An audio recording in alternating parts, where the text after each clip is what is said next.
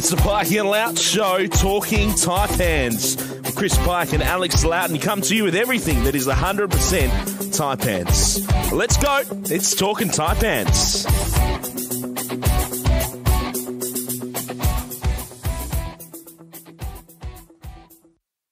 Hello and welcome to another episode of the Pikey and Loughz Show.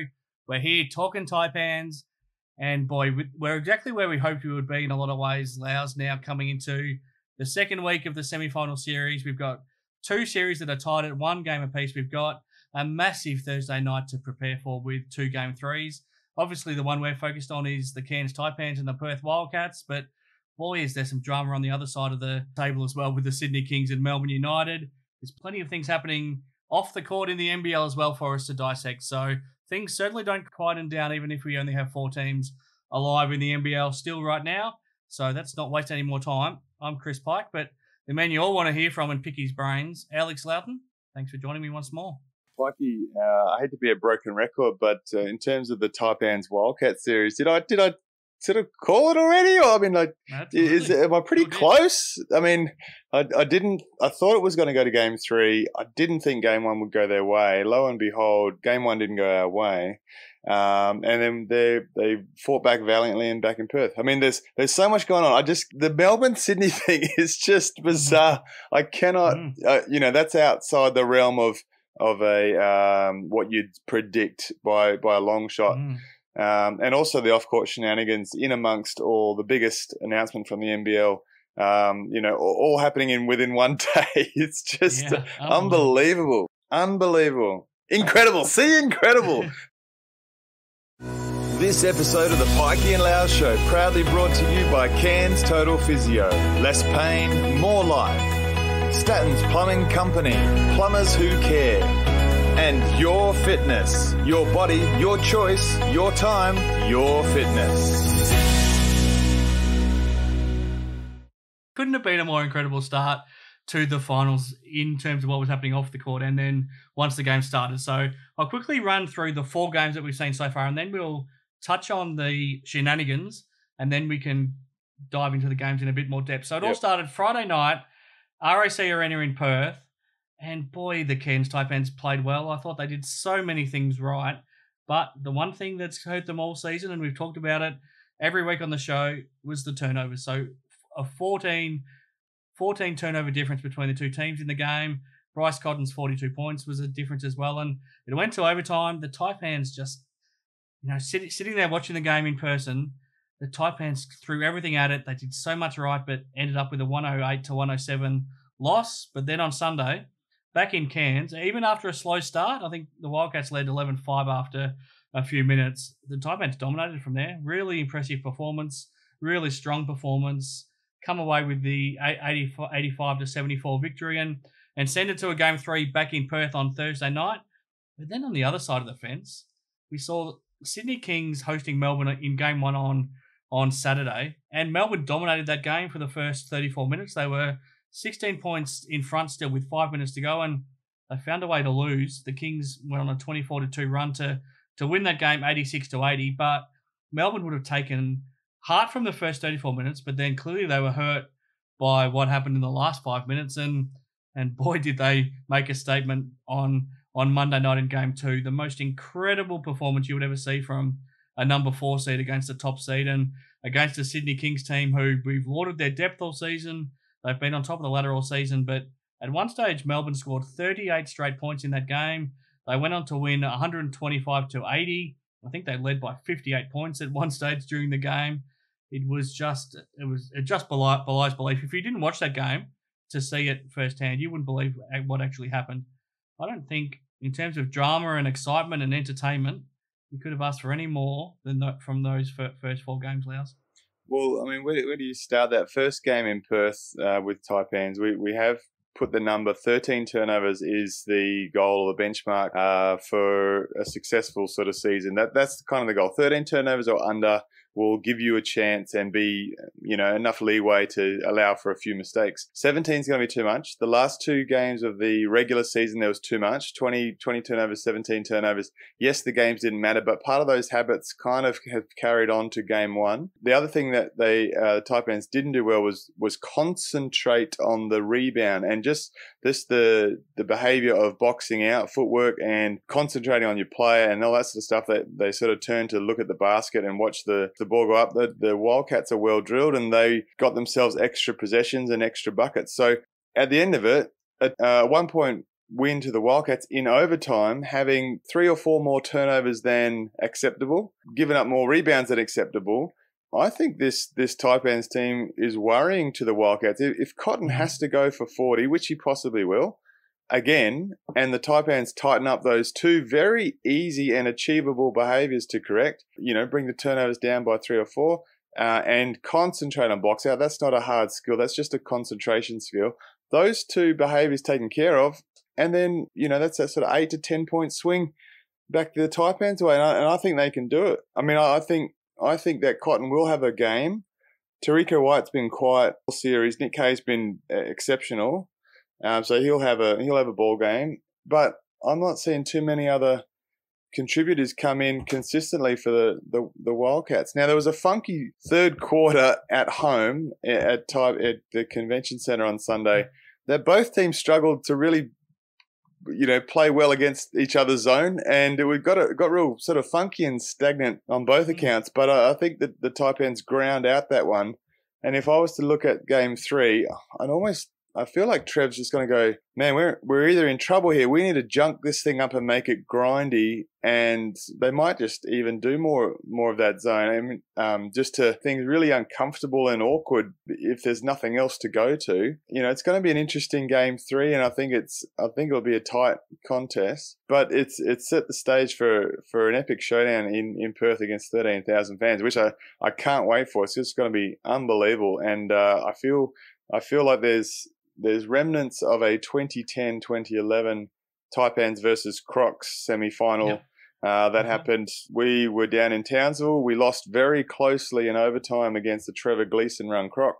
We come back home a couple of days later and put them to the sword, and Trevor rests his players, get ready for game 3. He's like, well, we'll take this back to our place. So he rested his players for a lot longer in that, probably mid-third term. I think he sat them down, and when we went back to Townsville Crocs, we were full of confidence from the narrow loss in the first game, the big win in the second one, and then we stormed home to punch a ticket to the big dance. So, I mean, it's all going to come down to Taipans really taking care of the ball and making those adjustments. If the game does get grindy, they're going to have to find answers. And there was some pretty good combinations that worked well on the floor. Mike was tossing up between Cam Oliver and Nate Jowai together against that zone. Then he put in Deng to close the game against, the Wildcats really trying to finish the contest sort of strong. So he's had some, and had good contributions from both Deng and Nate. I mean, Nate had some great numbers. So there's lots of different players punching in and having that little bit of confidence boost, knowing that they can contribute in the next round, in the next game. So that sort of series is going to be very, very interesting. And I feel, my gut feeling is that the Taipans have the edge based on, they've got nothing. All the pressure's going to be on the Wildcats to finish it out. I think, they're going to be full of confidence and they've got nothing to lose. They've got to throw everything at the Wildcats, and I think the pressure's going to be huge for the Wildcats. I mean, if you have a look at all 5 games that the 2 teams have played all season, and I think you'd have to say that Cairns is the better team, but Perth have got Bryce Cotton, so that's where the well, they got Bryce Cotton and they got playoff experience, and that's sure. In those grindy games they know how to win those. And Trevor's got some tricks up his sleeve that. He reads games well and can, when a play needs to be called, he can sometimes go, well, that individual often falls asleep. So let's go straight at him with a quick give and go from a sideline. He reads the game like that well. So Trevor has tricks up his sleeve and he knows what he's going to straight away. But as a team, they play well in those grind out sort of situations where things aren't always easy flowing. that's why I feel like maybe Trev just wants to junk it up. Like maybe he's like, I don't like when it's a fast-paced game and everyone's just hitting buckets. Like maybe we've just got to junk this thing up so it's that unpredictable for a new coach, Mike Kelly, to really wrap his head around. But I mean, that's that one. There's the Sydney Melbourne. I got no answers for you. I mean, a few rounds to go at the end of the regular season, Melbourne just didn't share the ball, play any kind of team basketball. I'm just like, this is horrible watching. You know, and Sydney put them to the saw very comfortably. There's few rounds to go, but then, you know, last couple of rounds of the regular season, they somehow pull it all together and get in a crazy deep groove within a matter of minutes. They snatched defeat from the jaws of victory in game one in Sydney and copped the beating on social media from their fans, and then they didn't like that. So they responded in the best possible way and restore the confidence of the masses. And will that carry into a win in game three? I mean, Bogut doesn't look like he's healthy at all. Like, what are your thoughts on how's the Sydney Kings lineup? Casper is normally scoring 26 a game, yet has a really quiet 2 games. Yep. No, you're right. I mean, it's fascinating to see that a team could dominate the regular season like the Kings did, and then for the first 80 minutes of the finals, for 75 of them, they have looked very ordinary. Haven't looked like a playoff team at all, let alone a championship contending team. And if you have a look at some of the numbers across the 2 games, Andrew Bogut combined over the 2 games had 3 points and 12 rebounds, and that's combined over 2 games. And you compare that to what Sean Long did. And 12 months ago, you remember the 2 of them were involved in a pretty heated public battle, talking about who was the best centre in the league when Long was playing at the Breakers. And over these 2 games, Long has put together 49 points and 21 rebounds, and that's opposed to Andrew Bogut.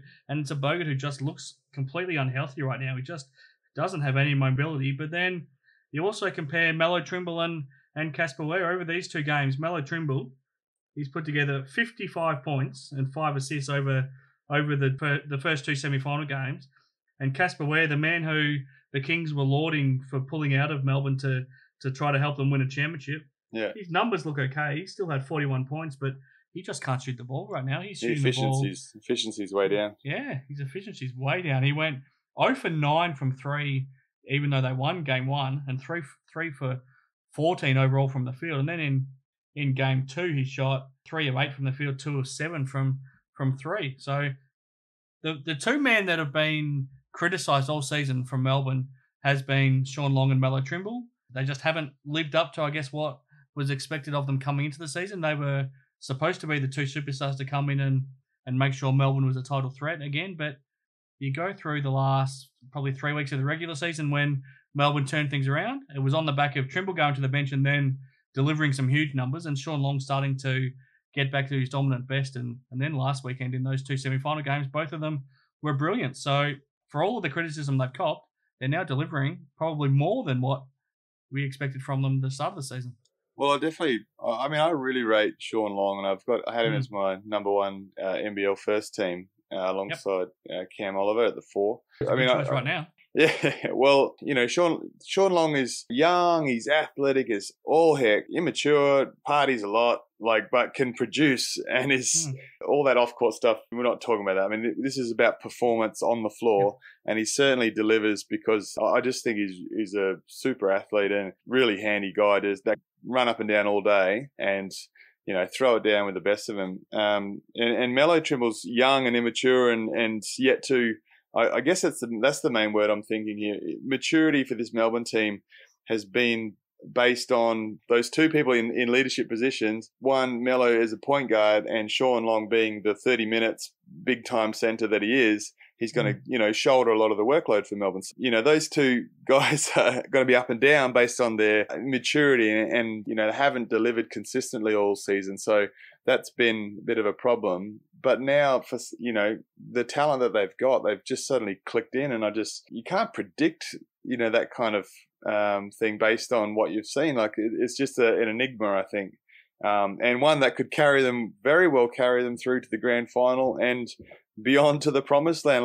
It's crazy potency, and I don't know what else to say. It's unbelievable to see how good they're going, and we got to sing their praises the way that they're able to perform and produce. And I'm sure Dean Vickham was like, I got no idea what's going on. I just, I'm trying to put them in positions where they could be successful. And he's a smart coach. But I don't know. He's like, hell, I'm trying everything. I'm going to bring Trimble off the bench. I'm going to do everything. So credit to him for just completely mixing it up, throwing caution to the wind, because they've caught fire, and now they're game 3. I don't know, with a wet sail, Melbourne could quite easily continue the fire, and it's the stars for Sydney that haven't turned up to produce enough. And I think the bench has been doing their thing, that they've been solid, but you need your stars to produce. Yeah. 30 points off the bench is great, but I guess it doesn't mean anything if the stars aren't doing what they should be doing producing. So that's going to be the breakdown, and that's the soul searching that they'll have to do. And if there is injuries, in that game on Monday, from their starters, they got 0 points out of Bogut, 6 points out of Xavier Cooks, 3 points out of Kevin Lish, 10 points out of Casper Laren, and Jay Sean Tate was the one who did play okay. He was 18 points, so that's not going to get it done in a playoff game, is it? Well, let's hope if you're a Sydney fan, it's just a bad weekend. Like, it's a bad couple of days, and you go, man, we got to put that in the trash real quick. We got lucky in game 1. We got back in, and scraped through. But let's put that weekend in the bin, and hopefully don't check our Twitter accounts for all the trolling that's going on between Homicide and Bogut. And then, he's got to block all that noise out and just go, hang on a minute, I better get back to NBA winning basketball, like I know I can. So he's going to be certainly checking himself in the mirror and going, do we want this, or are we going to let possibly one of his last opportunities, go by? Does he play next season? Does he take a backseat role? Does he, what does he do? He's 36 or 35. He's not getting any younger. So is the body breaking down? This is possibly the last chance to have a crack at, NBL championship. Yeah, it's a great point, because you would think if he, as much as he's struggling physically right now, if his body can't get more healthy this time next year, or in time for the start of next season, I seriously think that this might be his last season if his body doesn't have the potential to improve. If he has the ability to get healthier than he looks right now, then I think he probably plays on next year. But again, I guess that's a question only he knows the answer to. This episode of the Pikey and Loughz Show proudly brought to you by Cairns Total Physio. Less pain, more life. Statton's Plumbing Company, plumbers who care. And Your Fitness, your body, your choice, your time, your fitness. But you mentioned Twitter just before, Loughz. It's a nice segue. We'll come back to both of these game 3s and get your thoughts later. But what a day Friday was. We were preparing for the Taipans and the Wildcats to take part in game 1 of the semi-final series, and we thought that was a big enough day. But then the Adelaide 36ers captain Kevin White decided to air all of the dirty laundry from the club and what Joey Wright had stirred up his coach during the season.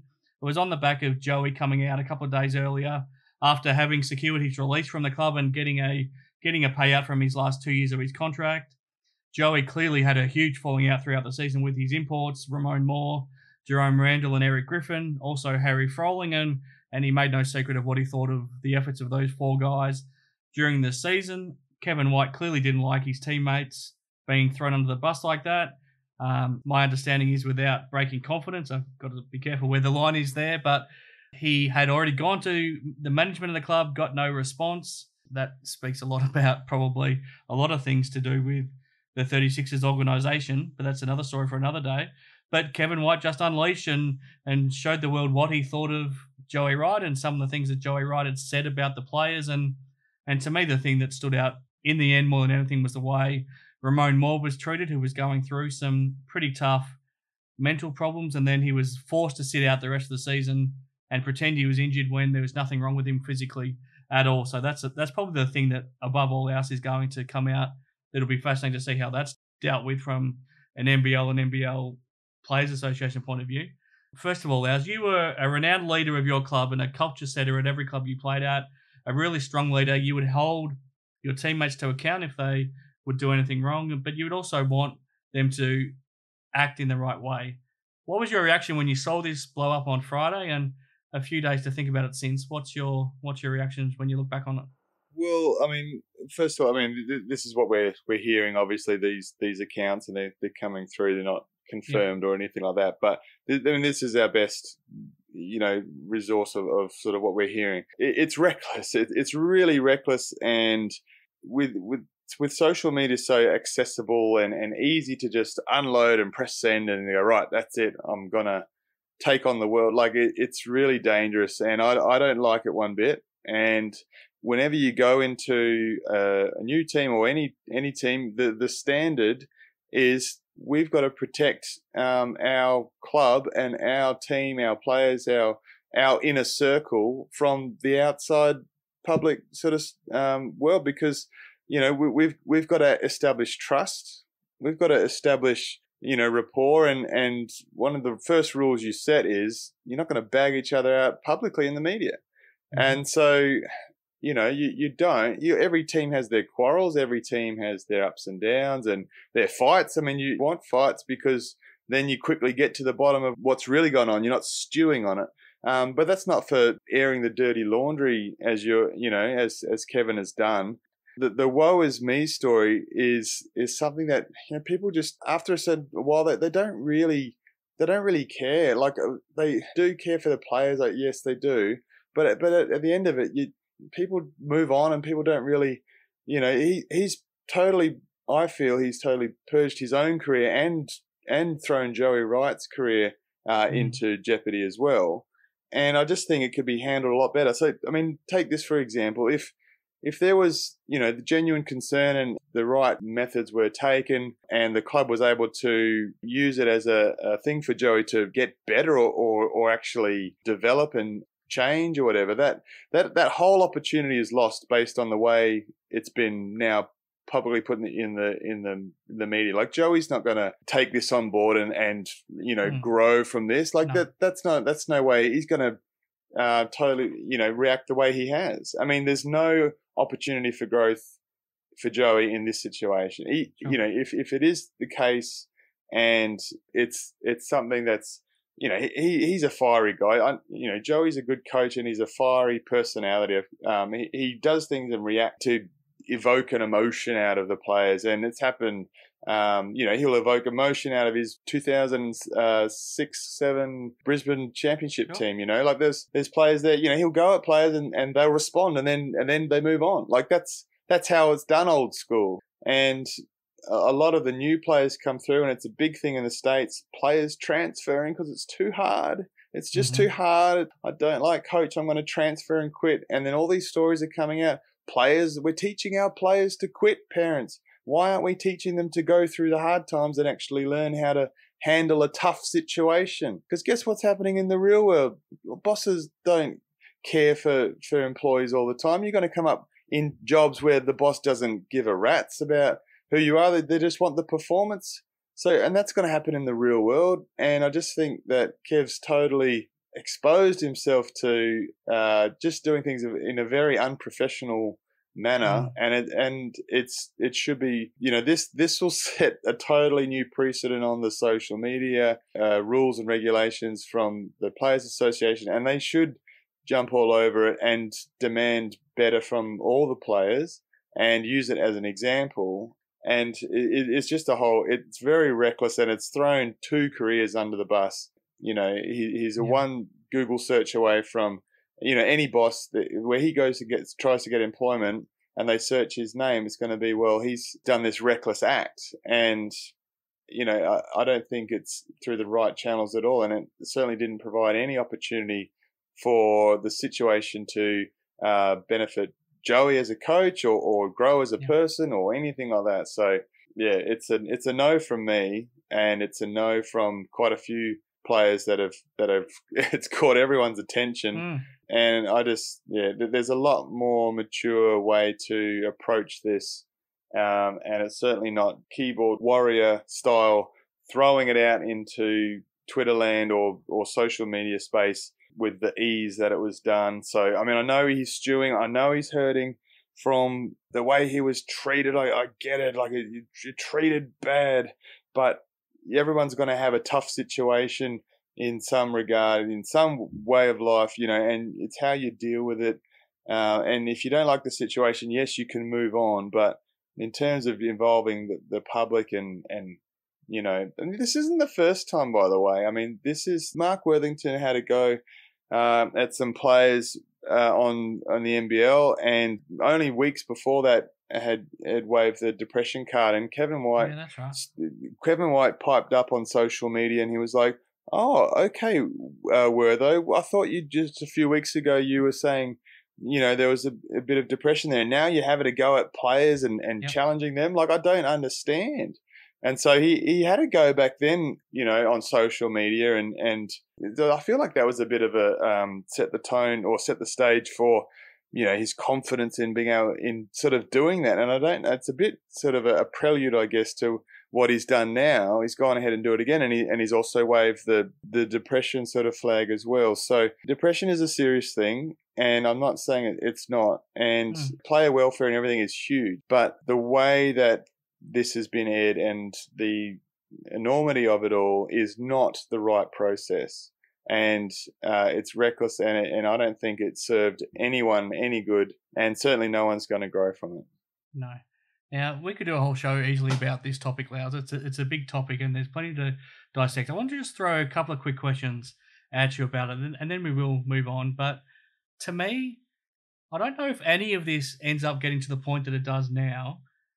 If the 36ers club had somebody like Jody Maguire, or a club psychologist inside the club that can help deal with these situations as they arrive, especially what happened with Ramon Moore. If Ramon goes to someone like Jody instead of Joey, then I think his situation gets sorted a lot quicker. Do you agree with that? Do you think somebody like a Jody Maguire could have helped this as the season unfolded? Jody's very, very talented and is not afraid to go at strong-headed individuals like, Joey's very strong-headed and old school, like I've mentioned. And sometimes there are tough nuts to crack and get through to. But, someone with Jody's skill set, I wouldn't have any doubts that situation would have played out differently. But not every team has the luxury of that. But yeah, I think this certainly could go on for a whole episode on how to, the do's and don'ts. But the obvious one, I guess, for me is just, it's not for public consumption. Yes, I could see, obviously Kevin's getting frustrated and he stands up for his teammates, but there's got to be a better way to handle all that. What would have you done? If you were the captain of your club and your coach had your coach is not going to be coaching next year, but he's on the way out, he's just had a real crack at half of your teammates. What would have you done as captain? Would have you let it go? Would have you gone public in a different way? Would have you not gone public at all? What would have you done in the same situation? Well, my answer is probably not for public consumption either. I think, professionally, you've just got to handle in-house, and you've got to, obviously give the support to your teammates as best you can and go through the right channels. And what if you do go in-house and then you get shut down? What happens then? Well, I think if you find it's an unhealthy situation and there's no support anywhere and you don't feel supported, then you've got to leave. Okay. You've just got to move. You've got to move on, and you can only offer support where you can. And I see this is a brand. Every player is their own brand, and I would be protective of my brand and not let something like this seem so reckless and tarnish your brand for the rest of your career. You're going to have. I had a tough coach in Spain, and I didn't handle it well, and he was very aggressive, and I didn't know how to handle it, and he'd go absolutely off, and a good thing I didn't understand all the words he was saying, but I could tell when he was angry. Other players were similar, but it was just a temporary thing, and you just go, look, I've just got to be in a more positive environment. But I will say this, in college, my coach fired 2 of his assistants who'd played in the NBA, and I had a choice to either stay or transfer out. And I spoke with my dad about it, and we're like, all right, well, this isn't a great ideal situation. What are we going to do? Well, if we stay, we're going to make it work. We're going to do whatever it takes to actually make it work and find a way. And we did that. And so I stayed, and we had a very successful college career under the same coach that I'd started with, and we found success. It wasn't the way I thought we would find success, but we found a way, and that's sort of when it, I guess, showed to me that, you know, there's a way of working or navigating through the situation and working with a strong-willed coach to have some success. So whatever sort of seems not like a great situation, there's usually a decision that the individual has to make to go, hey, there's a answer to this, or there's a solution to this, and I'm determined to find it. Not I'm determined to tell everyone how bad I'm being treated, and that's that. That's not a solution. That's not a solution. Then that's just a, you know, blurting out and venting. That's just a vent. You know, and it doesn't really help. You got to be solution sort of focused, I think. Last one. Kevin White is still contracted to Adelaide for next season. Is there any way he sees out that contract? I think he's breached enough of the contract for them to waive that season. Okay. So I wouldn't be surprised if there's enough of that in there. So yeah, I guess we'll wait and see. Now, the other thing that happened on Friday, the NBL tried to plan this nicely to try to have some good news to release leading into the finals. It didn't quite work thanks to everything that happened in Adelaide, but they announced that for the 2021-22 season, we'll have a new team in the NBL. They'll be based out of Tasmania. They'll be redeveloping the Derwent Entertainment Centre to make it up to bring it up to NBL standard, to raise the quality of the building, but also raise the attendance that it can hold. Good news for you? Mate, Tasmania is an awesome announcement. I can't wait. Like they needed a team down there. Well, I feel like needed representation down there in Tassie, and a lot of good players coming from Tassie, as you would know. Yeah. A lot of players. Gibbo, Matty Knight was from Tassie.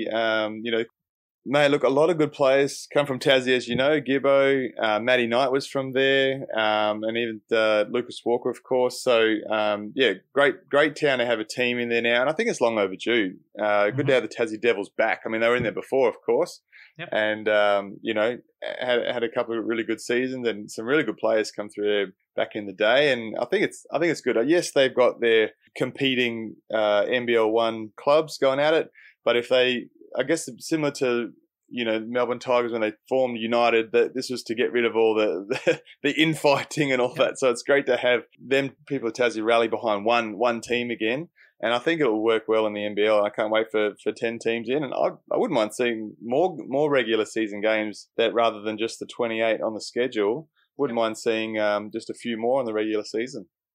Yeah, absolutely. So that was the good news, and I know we got sidetracked a little bit there here on the Pikey and Loughz Show, but I think both of those topics were well and truly worth discussing. So hopefully you're all stuck with us. But now let's get down to business, Loughz. Thursday night, we've got 2 Game 3s of the semi-finals to look forward to. The 2 winners go through to the grand final. Let's start with the Wildcats and the Taipans, obviously, because we're here to talk Taipans. Yeah, I mean, the Taipans have played twice in Perth this season and done really well. First, during the regular season, they obviously had that record 23-point win, and everything they did last Friday night was so impressive. If you have a look at some of the numbers, Cam Oliver, 19 points and 18 rebounds. Scott Machado, 31 points, 9 assists, 8 rebounds. DJ Newell, 25 points, while guarding, obviously, Bryce Cotton. You have a look at the shooting percentages. They shot 61% from the field, 56% from three-point territory. They had 42 rebounds to 30. But what hurt was the possession game. So the Wildcats had 13 offensive rebounds. They only had 3 turnovers. The Taipans had 17 turnovers. And then Bryce Cotton had 42 points, which obviously makes a huge difference in the final result. Now, everything that went wrong on Friday night, which was only the possession game really, and Bryce Cotton, they turned around on Sunday in Cairns. So they had less turnovers than the Wildcats did.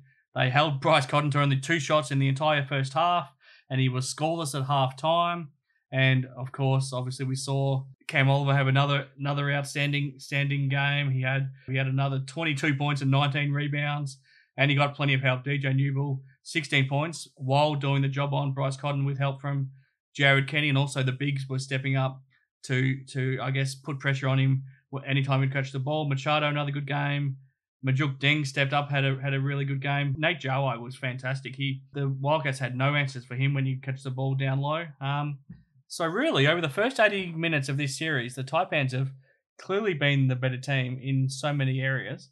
I've probably spoken for too long there, so it's time for you to speak, Loughz. What do you think will happen in Game 3? I think it's going to be a low-scoring game, and I think I feel like the Taipans are going to win this one by 3, but it's going to be both scores are going to be under 80. I just think that this is going to be an absolute arm wrestle. It's full of sort of twists and turns, and then there'll be grindy moments and junked up moments of, the stuff that we just go, man, this is stagnant, nothing's happening. I just feel like this is going to be one of those games where it's just going to be just unbelievable to watch, and edge of your seat stuff. I'm going Taipans by 3 in regular time, and I'm going to go that they will be below a score of 80. So it's going to be such a tight tussle, but Taipans are going to be punching a ticket to the grand final. How do they make that happen? What do they have to do right to make sure they do get that result? Well, they've got to look after the ball. I think Cotton's going to go for his 40, and he'll be amazing. I think Nick Kay will be solid as well. But I just haven't seen enough consistency from the Wildcats. Other players, Steinel had a purple patch for Game 2. Maybe he steps up for sort of 12 or 16. But, are we long overdue for a little Jarek splash of a magic and a bit of a purple patch that just puts the game into a different sort of frame of mind? He's been bubbling away under the surface, without too many looks at the basket. I think if he's able to connect on a few, I think that there will be a huge momentum shift. But look, I think the Taipans just have to look after the ball. That's number one. Look after the ball and just concentrate to limit those extra possessions, those rebounds that you get, and then Damian Martin comes from underneath and just swipes the ball and takes it away. Like, they got to concentrate. They got to know that that's coming and stop all those extra possessions that just sort of leak out points for the Wildcats. So they'll be on it. They'll be taking care of business. It's going to be physical. It's going to be grindy. It's going to be edge of your seat stuff. I'm pretty excited about it. Yeah, I hope they can punch a ticket to the grand final, because if the situation plays out and Melbourne do win, then it's obviously the higher seed and 3 grand final. Yeah. 3, home games that the Taipans would just absolutely love the chance of having. So interesting, just the enormity of the Melbourne-Sydney result could actually mean Taipans in 3rd position actually secure that home court advantage of a grand final. But they got to get there first. I get that. But it's salivating just thinking about it. That's a possibility. Well, by the time the game starts on Thursday, we'll know if it's Melbourne or Sydney already into the grand final. Is it possible for the Kings to turn around, 2 really poor performances and win Game 3, or is Melbourne just got too much momentum to stop right now? Well, I feel like Sydney can come up a notch, but it would have to be Melbourne really having a bad shooting day to not get this one done.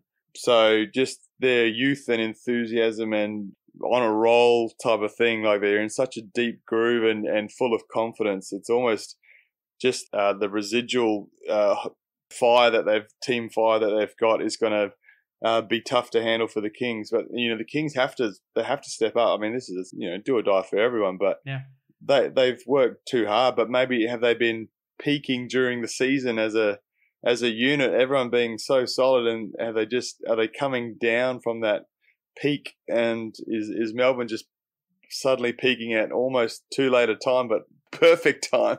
I think Melbourne's going to actually cause a lot of trouble here. This episode of the Pikey and Loughz Show proudly brought to you by Cairns Total Physio. Less pain, more life. Statton's Plumbing Company, plumbers who care. And Your Fitness, your body, your choice, your time, your fitness. Yeah, I can't see how Melbourne doesn't win after the way the first 2 games have gone. To be honest, it would take the most incredible of turnarounds, and if Sydney does end up losing it almost goes down as one of the great chokes after being on top of the ladder for the whole season. So it's going to be a massive Thursday night, and this is what we live for. This is what we've been building towards all season on the Pikey and Loughz Show. to Game 3 to determine the grand finalists for 2020 to come on Thursday night. I hope you all enjoyed Talkin Taipans for another week. Loughz, what can you leave us with? I'm still thinking about that Sydney Melbourne game, to be honest. Like, if I may, Pikey, obviously Casper's got potential to unload and have a totally different game. Bogut, I feel like, is going to struggle to really come up to the table where he needs to be. So they're going to have to really rely on almost going small ball and just loading up on the big performers, Jayshawn Tate, even Didi Lazada. If those guys have those breakout games, I'm still not sure who's actually going to win this one. You're saying Melbourne's going to win? Can I just confirm that? I think so. I think my head says that Melbourne are going to continue on. My heart seems to think that the collective effort of the Kings that have been so deep on the bench, and they've got to realise that maybe they're just going to have to get it done by committee without Bogut sort of being an impact. Well, they're going to have to get it done. If I'm going to go one way here, I'm going to say that Sydney are actually going to get this one at home off a brilliant Casper performance, knowing that Melbourne are actually going to come up with at full tilt. But I'm actually going to go Sydney here in Game 3. So that'll be my finish. I'm going to go a Taipans Sydney Kings grand final. I'm not confident of the Sydney-Melbourne game, but I am going to say Sydney. But I do think the Taipans are going to be coming home with a wet sail against the Wildcats. And it's going to be an absolute cracker, and I cannot wait for Thursday night.